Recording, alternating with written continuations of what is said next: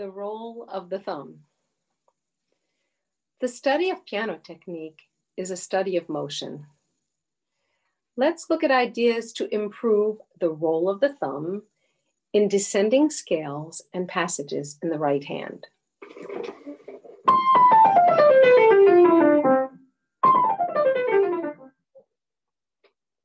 It looks very simple. I played the C scale and it seems easy. But the fundamentals for playing the piano with ease are in these few notes. How about B major, Chopin's favorite scale? Long fingers over the black keys. Thumb is the only one on the white key. How about the combination scales?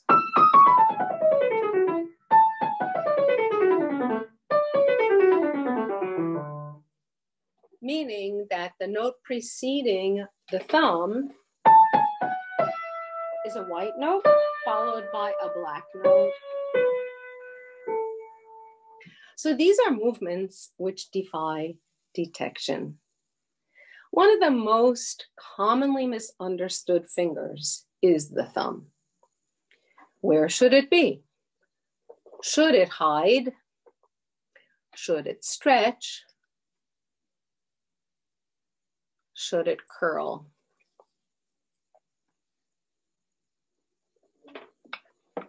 Should it stand tall? Should it stay low? Or should it be on its side? I will share ideas from leading piano pedagogues and a physician who all published their concepts. Dr. Frank R. Wilson, the author of The Hand, published in 1998, respected Dorothy Taubman and accepted an invitation to discuss the hand at the Taubman Institute at Amherst College in Massachusetts. Dr. Wilson wrote, "The thumb is the only digit in the hand that has the freedom to rotate or swivel. It is also unique in that all of its movements can take place independently of those of any of the other fingers. As everyone says, the combination of strength, independence, and versatility sets it apart. Because of its unique capabilities, the thumb, if need be, can carry on a solo act." The thumb should play in the natural position, as if it is at your side. Standing up, notice how your thumb looks when you're standing or taking a walk. Now, try it, and now bring yourself over with a natural curve and rotate toward the middle C. This is called pronation. And think that the right hand thumb is supported by the unit of the hand and forearm. This must be involved in the motion. So the descending right hand and ascending left hand follow the same motions. Left hand thumb rotating toward middle C. Quoting Dorothy Taubman, "When we play the thumb or any finger, we do not initiate our action from the forearm alone. We must always think of the forearm role as supportive rather than initiative, or the technique will be backwards. Only the fingers can judge the amount of rotation needed to feel balanced. If the forearm takes over totally, then the proportion will be faulty and the fingers will stop working. Actually, the best way to achieve the correct timing of these motions is to conceive of the active fingers and the forearm moving together." Which leads me to showing you how the rotation will be supported by the forearm. So let's do this. Try almost a cheerleader look of feeling what it's like to have the thumb and fingers supported by the hand and forearm, now in front of you. And then remember, when I bring myself over to the keys, if I'm sitting at the right height, I just have to turn over and remember that the leverage is going to be really at the mid-range of motion. I don't want to feel too much as far as turning over because I'll get my shoulder involved, or too little where I can also involve the top of the limb. Now, what could go wrong? And this is really a common situation, and that's what brought me to this topic. One common habit is the tucked thumb, pulled under the other fingers and hand, which limits the motion of the other fingers.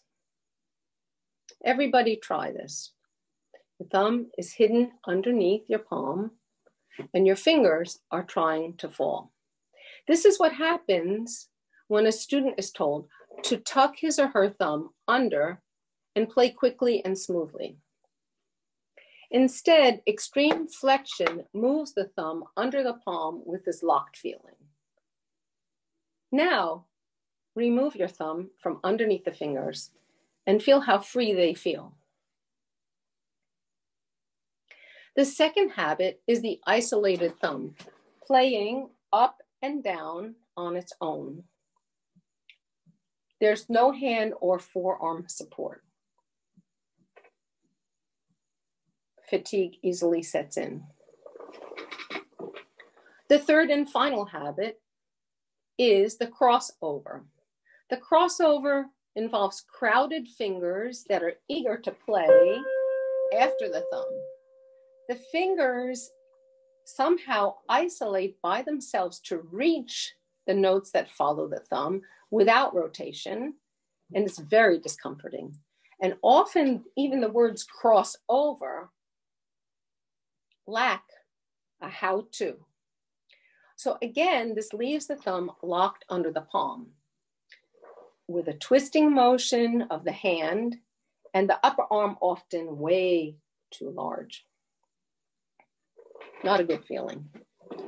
So now let's take a look at the role of the thumb and what happens after it plays. In the descending scale in the right hand, one solution is a free release of the thumb. And this is really because we want it to be in its natural position, ready to be able to play again. So the best way I could explain that to try is to first silently have your thumb, for example, on F as you're descending a C scale, and silently, let's go to the new group of fingers. They would be the 3-2-1 on EDC, and the new group 4-3-2-1 B, A, G, F, and 3-2-1 EDC, continuing down like that. One of the reasons I wanted to do this silently was to show you that there's a very important body alignment. And without that, I would become uncomfortable and twist or deviate in the unit. So as you see again, here I am. The silent thumb is on F as I'm descending the C scale. Silently, 3-2-1, 4-3-2-1, 3-2-1, and finishing here. This is very, very important. And now what we're going to do is see that there's another often forgotten single rotation after the thumb. So what do we do? First, I'd like you to play a trill with a 3 and 2 on E and D.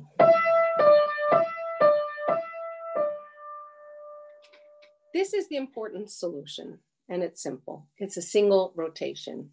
I'm actually going right, left, right, left, right, left. Okay. Now, then if I think about my thumb, if I was in this descending scale on F, now think about what I just did. I had that trill figure. So now I can follow my thumb, which could only play toward your middle by the trill, 3 and 2. Finishing straight on the last single. Now my thumb, and again, the trill concept, 4 and 3, B and A, right and left, made the single rotation, finishing straight. So this gives you an idea, and you can repeat it, about how the thumb has to rotate toward the middle of the piano, but any finger which plays after the thumb must have to rotate in the opposite direction that the thumb rotated in. And Dorothy Taubman wrote, in order to play any finger after the thumb, it will be necessary to turn the forearm back to the opposite direction in order to shift the balance over the finger.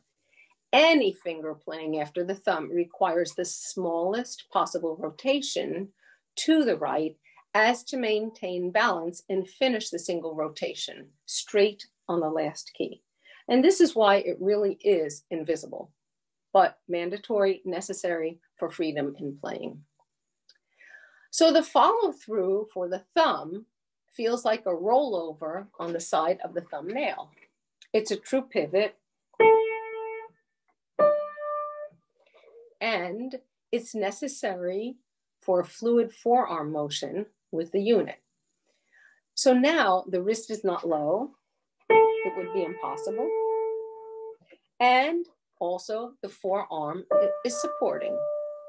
This is all very natural, so the fingers can come along. But the fingers could also have their own problem. They have to come along as a team, and the group of fingers has exactly the same feeling, not one isolating and pulling up, or one overflexing and hiding under.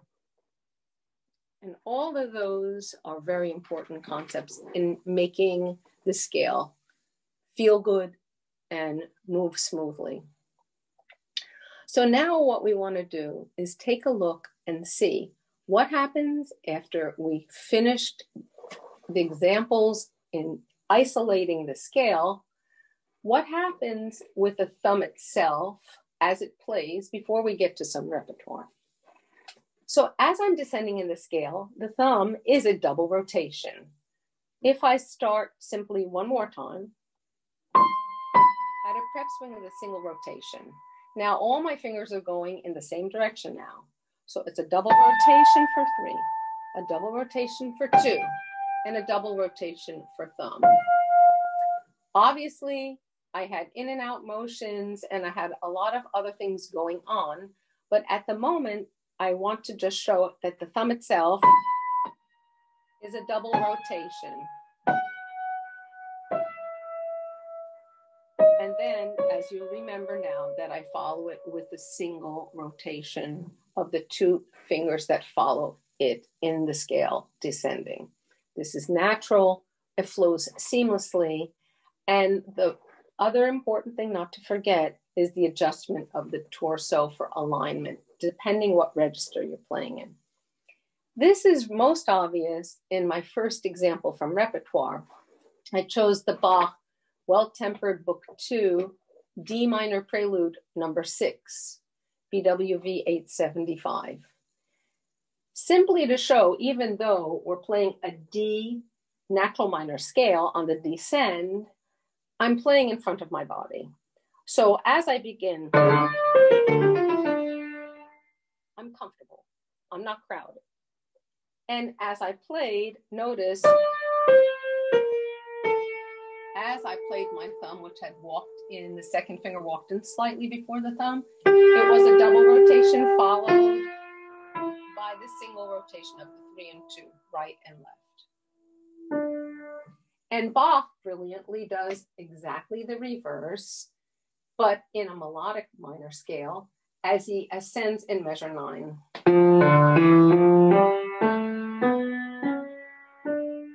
So the notes that precede the thumb, white, and then follow white. So you can see how everything merges together, and it's very beautiful. Moving along to Haydn, in his Sonata 23 in F, he gets into C major on measure 21, and again uses exactly the same notes on measure 23. Obviously, musically, maybe an echo effect, but I wanted to show how we have the same scale, but with different fingering, we'll have different grouping. And this is very interesting in learning and in teaching. The first time, if I use a thumb to start and go up to the 4, and then I come back down, and then another 4.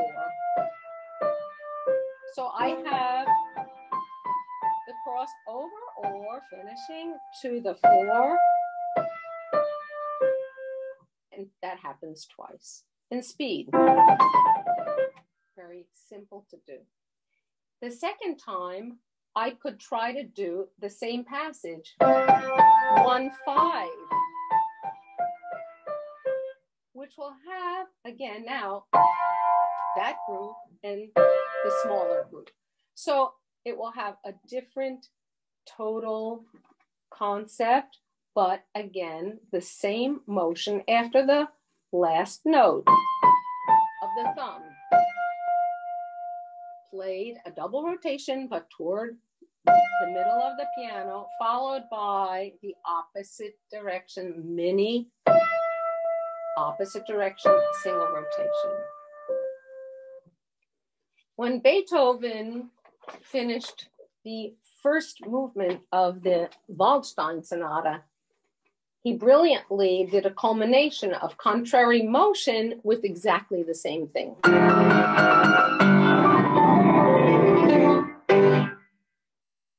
So, all we have to remember again, it doesn't really matter what fingering you choose, but that the notes that follow the thumb have to be in the opposite direction. Thumb playing toward the middle, and then opposite direction, opposite direction, opposite direction, etc.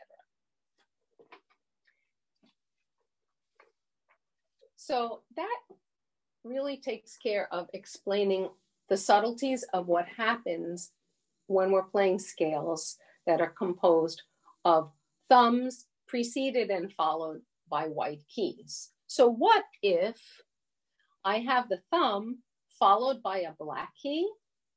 We discussed this briefly with scales earlier. Or what happens if I have a thumb preceded by a black key? So the solution requires shaping.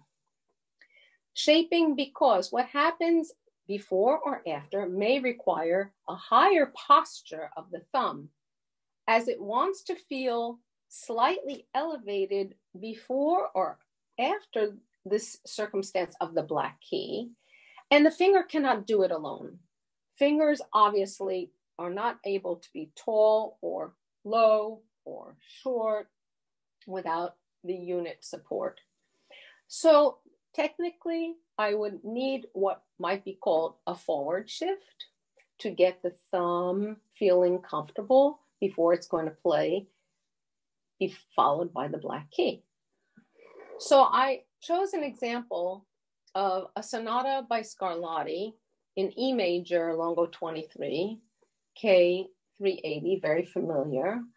And when Scarlatti decided to do his first descending scale, we have a combination here. So I have a black key before the thumb and a black key after the thumb. Watch the shape and the forward. So you see there's more of this kind of waving that is obvious and very, very small. As he proceeds, the black note and again another black note, and then I share on the beat again with the A with the left. And he continues, he likes it so much, he does the same thing. it's really amazing how the shortest finger followed by a long finger or preceded is able to adjust with the unit that we know. Beethoven, again, amazing that he loved to end with a descending scale. In the Pathétique third movement, the very final notes are the scale. And when I'm playing that scale, if I really analyzed it, it's interesting that it had a combination of the thumb being preceded and followed by white notes. There. And then black after the thumb. So that will show with a shape that you see happening in the performance. And for the coda, interestingly enough, of measure 199 into 200, again, now we have the cascading scale. This time, watch where the black fingers are, longer fingers.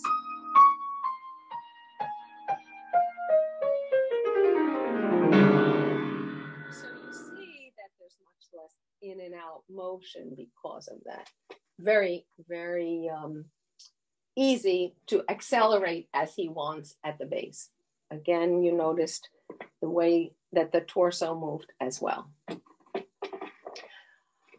Another example in Schubert is a lot like the Bach that we had previously.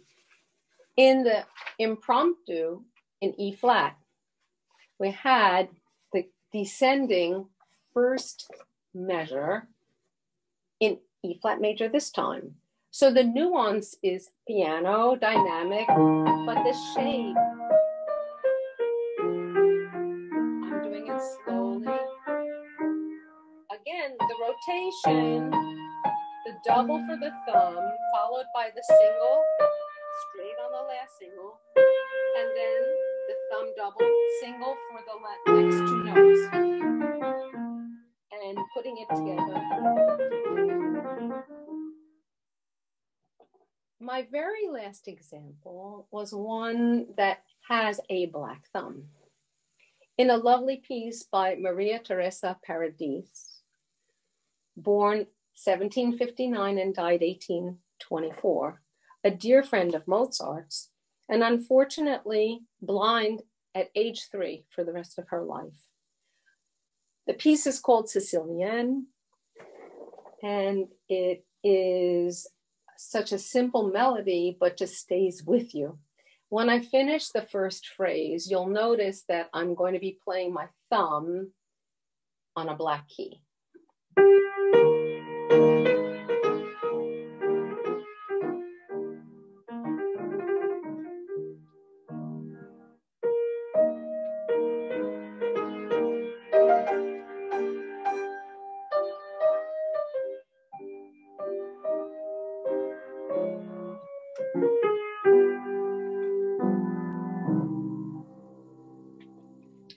So here, everybody stays in the black key area and then coming back out. What could go wrong if my thumb has to play on a black note? If I don't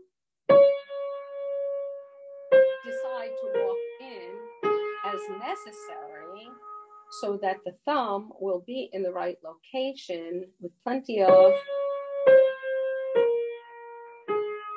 walking and natural motion to feel great, and think about it too late, I'll have an abrupt twist and deviate from here. Okay, so that's why I included this idea of playing a thumb on a black key. There's walking in, and there's this very subtle motions that are necessary. Again, not forgetting, after the thumb plays, moving in the opposite direction for the note that follows. Those are the examples. Two early 20th century piano pedagogues studied principles of physiology, and they thought about the role of the thumb.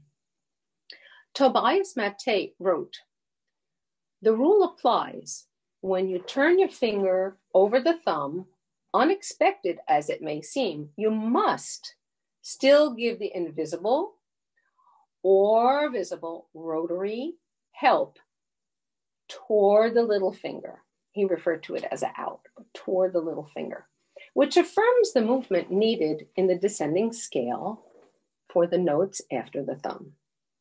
Otto Ortmann wrote, "The thumb in a flexed position under the palm in scale playing is not natural.